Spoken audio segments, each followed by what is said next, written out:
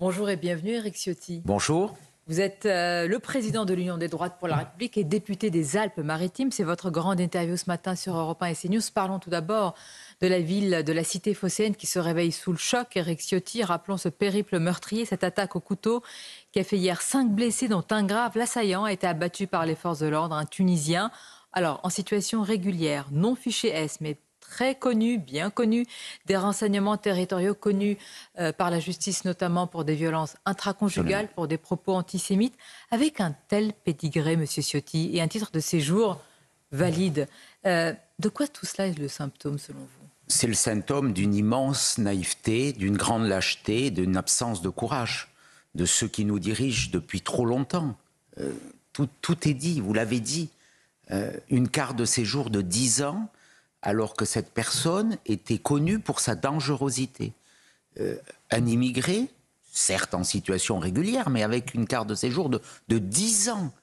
Jusqu'en 2032. Ça, c'est une loi socialiste qui avait autorisé ces cartes de séjour de 10 ans. C'est totalement irréaliste, irresponsable. Il faut réagir. Hier, heureusement, que nos policiers, et je veux leur rendre hommage, ont neutralisé cet assaillant qui...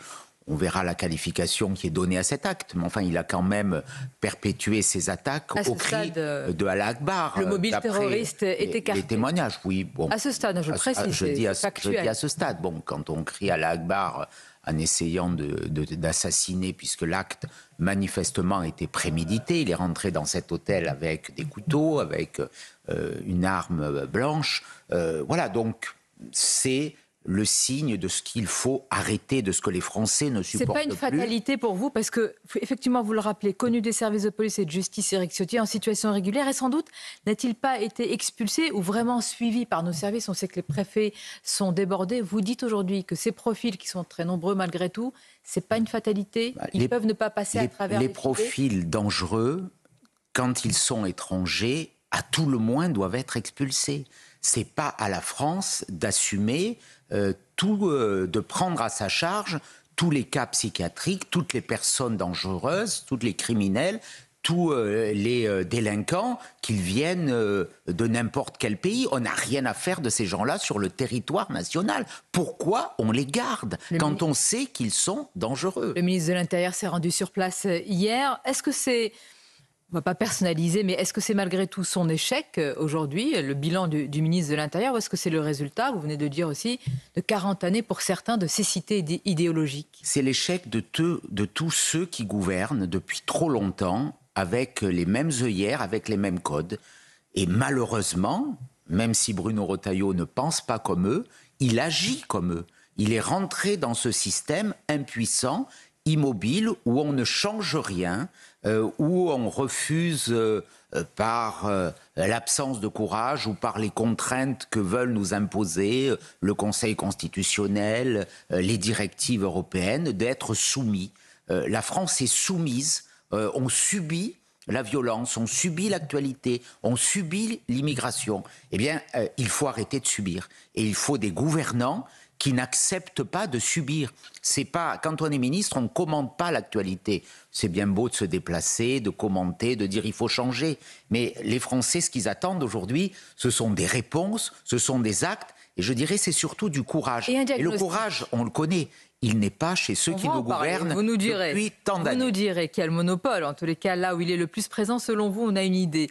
Les paroles, quand même, comptent aussi, le diagnostic, Éric Ciotti, lorsque l'ancien président Nicolas Sarkozy, dans Le Figaro, estime que le pire est à venir dans ce domaine. Il parle d'une menace existentielle, évoquant l'immigration pour l'Europe. J'imagine que vous partagez son diagnostic, mais est-ce que vous employez le même terme de menace existentielle? Bien sûr. Quand chaque année, on accueille plus de 500 000 étrangers, 520 000 l'année dernière, si on ajoute les demandeurs d'asile et ceux qui ont obtenu un titre de séjour, plus les mineurs non accompagnés. Vous prenez le chiffre maximaliste. Ce sont les chiffres officiels. Il n'est ni maximaliste ni minimaliste, il est officiel. Et on voit que dans ces immigrés, très peu proviennent de pays qui partagent la même histoire, la même culture, la même identité que nous. Et qui viennent avec la volonté d'importer leur mode de vie, qui sont très différents des nôtres. Ce n'est pas le cas de tous. Pas le cas de tous, mais une majorité. Une majorité qui veut importer ces modes de vie. Donc, on importe des menaces. Cette immigration de masse qui, depuis des années, vous savez, depuis 2012, le nombre d'entrées, j'évoquais ce chiffre de 500 000, a doublé. Mais c'est l'immigration irrégulière qui est une menace existentielle ou l'immigration tout court pour vous? L'immigration tout court. L'immigration tout court est une menace aujourd'hui. Aujourd'hui, il y a beaucoup plus d'immigration régulière que d'immigration irrégulière. Parce qu'il suffit d'arriver à la frontière et vous dites « je suis demandeur d'asile » et ça donne droit au versement d'une somme d'argent chaque mois, à l'octroi d'un logement, à la prise en charge de tous les soins médicaux. Mais pourquoi s'en priver? Parlons-en. Plus personne n'a envie d'être irrégulier, puisqu'on accueille tout le monde. On accueille tout le monde. Il suffit de dire, de n'importe quel pays, je suis demandeur d'asile. Et là, on rentre dans un processus qui est un processus insupportable et d'une naïveté extrême. Vous parlez des soins médicaux.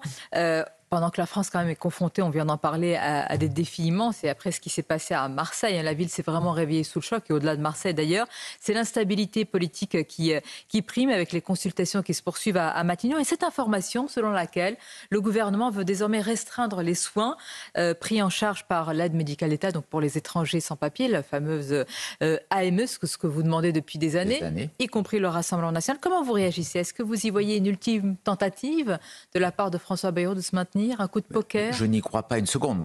Je verrai François Bayrou cet après-midi à 15h et je lui présenterai le plan de l'UDR de réduction de 100 milliards d'euros des dépenses publiques. Et dans ces 100 milliards d'euros de réduction publique, il y a autour de 20 milliards d'euros immédiatement de réduction des dépenses liées à l'immigration, notamment sur le fait qu'on verse les prestations sociales, les allocations familiales, les allocations logement aux personnes qui ne travaillent pas. Vous avez déjà sa réponse, vous l'avez entendu dimanche, oui, M. Ciotti. Mais il me l'a déjà donné. Il va vous dire que vous stigmatisez ces personnes-là. Oui. Vous savez, il me l'avait dit, c'est M. Lombard qui me l'avait dit avec lui, il y a un an.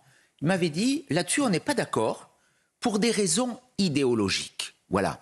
Et cela veut tout dire, parce que ceux qui nous gouvernent, depuis 2012, avec l'élection de M. Hollande, mais aussi depuis 2017, avec l'élection de M. Macron, qui était le ministre de M. Hollande, sont guidés, animés par une idéologie socialiste, de gauche. La réalité, elle est là. Et ce que je déplore, c'est que certains de mes anciens amis se soient ralliés à cette idéologie de gauche. Et quand je vois hier M. Retailleau participer à un déjeuner à l'Élysée autour de M. Macron pour savoir si le Premier ministre doit être socialiste, les bras m'en tombent. Ce qu'il aurait dit. Qu'est-ce qu'ils font là-dedans? Il aurait dit ce serait sans nous si tel était le cas. Oui, mais enfin, il veut voter la confiance. Donc, les bras m'en tombent. On verra si tous les députés LR, enfin ce qu'ils vont faire. Et dans ce cas-là, sur ce sujet, puis on va revenir quand même à la confiance pour vous. Est-ce que vous dites aux députés LR qui aujourd'hui se disent « je ne peux pas voter la confiance pour des tas de raisons », est-ce que vous leur dites « rejoignez-moi » ? Je les appelle naturellement à ne pas voter la confiance à M. Macron, parce que M. Bayrou, finalement, ce n'est qu'un énième avatar du macronisme. Parce que M. Ciotti, M. Retailleau explique qu'il la vote pour des raisons de stabilité. Oui, ça c'est un alibi pour rester en poste et en place. Mais la confiance, moi je ne la voterai pas à M. Macron et j'appelle... Quoi qu'il arrive ces prochains jours jusqu'à lundi. Je ne voterai pas lundi prochain cette confiance pour l'ensemble de leur œuvre. Bien sûr, pour le fait qu'ils aient doublé la dette. Depuis 2012, la dette en 2012, quand Nicolas Sarkozy a été battu, était de 1 900 milliards d'euros. C'était beaucoup, nous y avons pris notre part, j'en conviens, je ne dis pas que c'est... il y a une responsabilité. Donc la question de la responsabilité est légitime, chez les gouvernants, ce ne sont pas les Français. Mais depuis 2012, elle a doublé. On finira ce quinquennat à 3 800 milliards de dettes. Ça veut dire que ça a doublé. La responsabilité, elle est chez ceux qui ont gouverné. C'est une honte d'en accabler les Français, et notamment d'accabler les retraités. C'est totalement scandaleux. Les retraités, ils ont travaillé toute leur vie, ils ont payé des cotisations, et aujourd'hui, on vient leur faire les poches. C'est totalement honteux, l'argument de Bayrou là-dessus, sur les boomers, mais c'est ridicule. Mais alors, qu'il balaye devant sa porte. Résumons votre entretien. À 15h, si j'ai bien compris, vous serez avec le Premier ministre à Matignon vous avez des divergences idéologiques nettes. L'après 8 septembre, c'est quoi alors? Emmanuel Macron a demandé donc hier au chef du bloc central d'imaginer tout ce qui peut arriver, des consultations et des solutions politiques, sauf LFI et le RN. Tandis que l'ancien président Nicolas Sarkozy estime à l'inverse que le RN fait partie de l'arc républicain. Quel signal envoie l'ancien chef de l'État? Il a raison, c'est un constat. Mais comment nier une telle évidence de la part de ceux qui nous gouvernent? Comment ostraciser, mépriser, insulter des millions d'électeurs, 11 millions en juin dernier, sans doute aujourd'hui 15 millions si les élections avaient lieu aujourd'hui, parce qu'on voit bien que ce qui s'est passé depuis un an n'a fait que dégrader la situation de notre pays. Il y a un an, il y a plus de chômage, il y a plus de dettes, il y a plus d'impôts, il y a plus d'insécurité, il y a plus d'immigration et il y a moins de services publics qui fonctionnent. Donc qui peut dire que le choix qui a été fait l'année dernière d'ostraciser, de mettre de côté une majorité de Français, de les insulter, de les traiter de fascistes, de nazis, comme je l'entends tous les jours dans la voix de certains élus, comme le maire de Nice qui insulte une partie des électeurs. On va parler de Nice. Comment accepter cela? Aujourd'hui, il y a une majorité de Français qui veulent une rupture avec ceux qui nous gouvernent. Ceux qui nous gouvernent, ils sont tous ensemble aujourd'hui. Ils ont failli. Mais ça veut dire, attendez, ils ont échoué, donc il faut les changer. Ça, c'est simple, la politique. S'il y a dissolution, c'est simple. Oui, c'est suivre le peuple. Donc, c'est aller vers le peuple. Ça veut dire que la dissolution serait de fait, synonyme de clarification aujourd'hui? Je le pense. Ça dépend du Front républicain. Vous pensez qu'il sera moins fort que la fois dernière? J'ai la faiblesse de croire que les Français ont mesuré combien on les avait abusés, trompés l'année dernière, et particulièrement les LR. Et je lance cet appel aux LR. Je leur dis de venir vers moi, parce que c'est moi qui ai gardé cette ligne. Que va-t-il se passer? Ils vont disparaître. Ils ne seront que l'appendice d'un macronisme agonisant et finissant. C'est terminé. Ils le disent eux-mêmes. Le macronisme, c'est fini. Et ils ont choisi le moment où le macronisme était fini pour s'y rallier. Pour l'intérêt général, disent-ils. L'intérêt général, où il est l'intérêt général? Maintenir dans la situation quand même, avoir du pays. Un budget. Vous voyez bien la situation des finances publiques, ce sont eux qui gouvernent aujourd'hui, ce n'est pas nous, ce sont eux qui ont mis le pays dans cette situation. Monsieur Macron, depuis 2017, j'évoquais le doublement de la dette Hollande-Macron, mais Monsieur Macron tout seul, c'est 1100 milliards d'euros de dette de plus, c'est le n'importe quoi qu'il en coûte, c'est ses dépenses pour acheter un électorat. Ce matin, sur CNews et Europe 1, imaginons dissolution, imaginons même majorité absolue pour le RN dont vous êtes l'allié. Donc le RN est... Pour notre coalition. Voilà, pour votre coalition, effectivement. Jordan Bardella-Matignon, vous dites qu'en l'espace de quelques mois, quelques années, tous ces sujets vont être... vous allez inverser une tendance lourde. Bien sûr, regardez, avec des mots aussi profonds. Regardez ce qui s'est passé dans les pays qui ont du courage. L'Italie, avec Giorgia Meloni, qui a fait l'alliance des droites que je porte, que je prône, que je souhaite. Il y a Forza Italia de M. Berlusconi, il y a le parti de Matteo Salvini, il y a son parti. L'Italie est en train de nous doubler dans tous les domaines.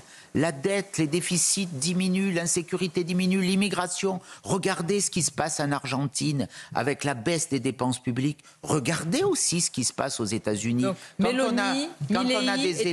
Quand on a des élus qui disent qu'ils appliquent ce qu'ils promettent lors des élections, les Français ne supportent plus ce système où on leur promet monts et merveilles avec des grands discours avant les élections, et puis quand on est au pouvoir, plus rien ne se passe. L'enjeu, il est énorme. Je mesure la difficulté de la tâche. On est dans un pays qui est au bord de l'abîme et qui, à bien des égards, dans certains secteurs, est déjà dans l'abîme. On voit l'état de l'école, l'état de nos hôpitaux, on voit les difficultés de beaucoup de Français qui vivent sous le seuil de pauvreté avec des difficultés de pouvoir d'achat. On voit des personnes âgées qui ont du mal à se soigner. Et puis on est dans des délires où on demande des efforts aux personnes âgées et on finance à 100% tous les soins des étrangers en situation irrégulière. Vous appliquerez exactement ce que vous énoncez notamment ici, et j'imagine que c'est aussi l'axe de votre campagne au municipal, puisque vous l'avez énoncé clairement, même si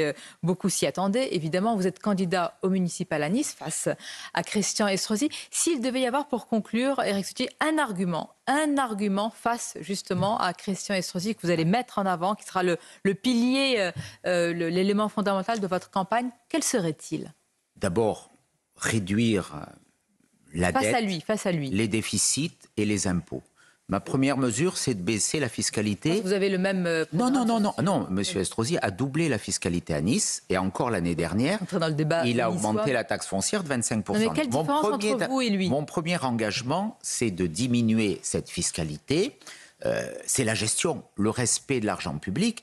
Et puis, je dirais peut-être le premier argument, on parlait du bilan du macronisme. Monsieur Estrosi est le premier des macronistes à Nice. Rappelez-vous, il avait quitté François Fillon pour soutenir M. Macron en 2017. Donc, vouloir le changement en France, vouloir la fin du macronisme, ça commence aussi par faire battre le premier des maires macronistes de France, puisque M. Estrosi est le premier maire macroniste de la plus grande ville de France. Donc, il y a cet argument de dire il faut changer et il faut envoyer un signe. Et puis, pour Nice, c'est rétablir l'ordre dans les comptes. Je l'ai dit, avec une baisse des impôts, je m'y engage dès mars prochain, et rétablir l'ordre dans la rue aussi, parce que c'est une ville qui, malheureusement, est en train de basculer avec beaucoup de difficultés. On a bien compris que la campagne, là encore, avait déjà commencé. Je peux dire frères ennemis pour vous et M. Estrosi? C'est pas le débat. On a des oppositions de fond. Je l'évoquais sur le positionnement politique, c'est important. Être macroniste, ce n'est pas neutre aujourd'hui, parce que c'est ce qui a abîmé le pays. Et puis, il y a des oppositions sur le respect de l'argent public, sur la considération pour les gens. Mais ça ne nous échappe pas qu'il y a quand même deux personnalités qui nourrissent une animosité. Chacun a des personnalités différentes, mais ça, là, n'est pas le cœur. Je cite le titre de votre ouvrage, « Je ne regrette rien ». Vous nous direz si après les municipales, vous ne regretterez rien également. Merci, Éric Ciotti. Vous le direz depuis la mairie de Nice. Nous verrons cela. Merci à vous. Bonne journée, à bientôt.